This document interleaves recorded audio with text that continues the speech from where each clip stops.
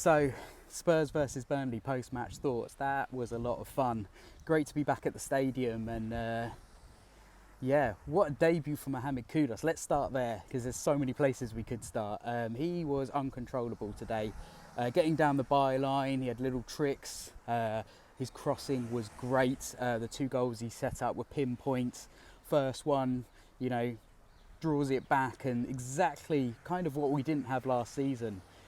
Second one, what a cross and what a goal. I mean, that leads me to Richarlison. If he keeps putting in performances like that, then Solanke's going to have quite a mission on his hands keeping his place, because you've got to play someone when they're in that kind of form.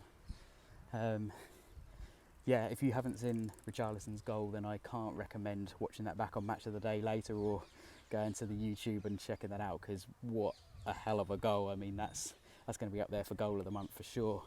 The midfield, I was quite surprised with the changes in the middle.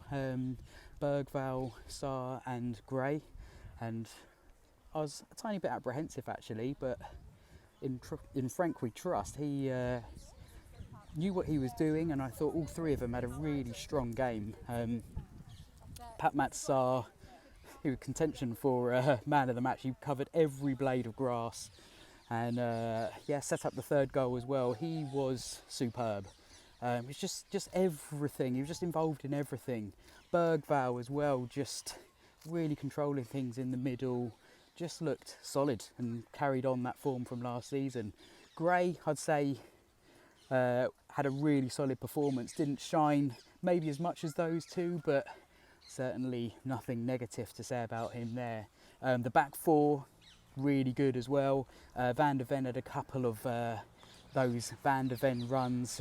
Burnley, just every time you thought they got away, no, Ven's there, and he had a tackle that, my words, yeah, it's just something else. He's quite a player. I'd say maybe the weakest link, I'd say everyone had a good game today.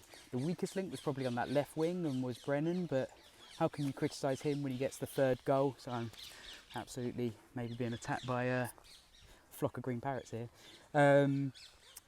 Yeah, he was quite quiet compared to, if you compare it to Kudus and you compare it to, the driving runs of Spence, but he does what he does and puts the ball in the back of net. So as I say, can't be too critical there. But yeah, buzzing after that. And if you haven't seen the goals, as I say, best to check them out and watch them back. I'm going to be putting a little highlights video up after this one. And yeah, let me know what you thought of it below. Peace out.